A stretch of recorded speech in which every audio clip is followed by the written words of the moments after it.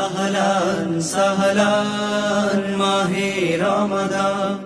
ইন্নাল হামদুলিল্লাহ ওয়াসসালাতু ওয়াসসালামু আলা রাসূলিল্লাহ ওয়া আলা আলিহি ওয়া আসহাবিহি আজমাইন। সম্মানিত দেশবাসী ভাই ও বোনেরা, আসসালামু আলাইকুম ওয়া রাহমাতুল্লাহি ওয়া বারাকাতুহু। সম্মানিত ভাই এবং বোনেরা, আমাদেরকে খেয়াল রাখতে হবে এই রমজান মাসে ভালো কাজ করলে বেশি গুণ সওয়াব পাওয়া যায়। জাকাত, অনেকেই জাকাত এই মাসে আদায় করে। তো যেই রমজান মাসের যদি প্রথম তারিখে সে জাকাত আদায় করে, আবার পরবর্তী মাসে ওই তারিখেই তাকে জাকাত আদায় করতে হবে, এই কারণে যাতে বছর পার হয়ে চলে না যায়। চান্দ বছরে তাকে রোজার হিসাব করতে হবে, 16 বছরে নয়। ওলামা ইকরামের ব্যাপারে একমত হয়েছেন। জাকাতের ব্যাপারে তো আপনারা সবাই জানেন যে দুস্থ, ইয়াতিম, বিধবা বিভিন্ন লোকের জন্য আল্লাহ তাআলা দিয়েছেন।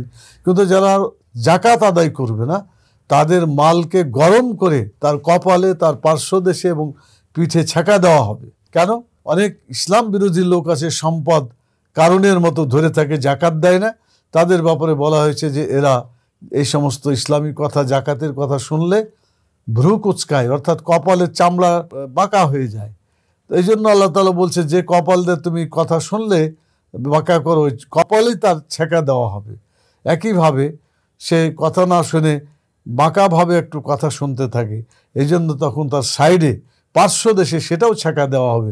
সবশেষে সে রাগ করে পিছন দিকে হেঁটে চলে যায়, এই জন্য তার পিছনেই আল্লাহ তাআলা তার এই আগুনের ছেঁকা দেওয়ার ব্যবস্থা করেছে। ফাতুকুয়া বিহা জিবাহুহুম ওয়া জুনুবুহুম ওয়া জুহুরুহুম, তাদের কপালে, তাদের পার্শ্বদেশে, তাদের পিঠে আল্লাহ তাআলা ছেঁকা দেবেন।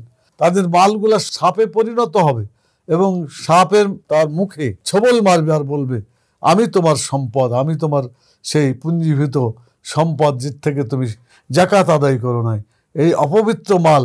অতএব সেই সাপ তখন অনবরত তাকে কামড়াইতে থাকবে। এই জন্য যারা সম্পদশালী লোক অবশ্যই তারা জাকাত দেবেন, তা না হলে ক্ষতিগ্রস্ত হবেন।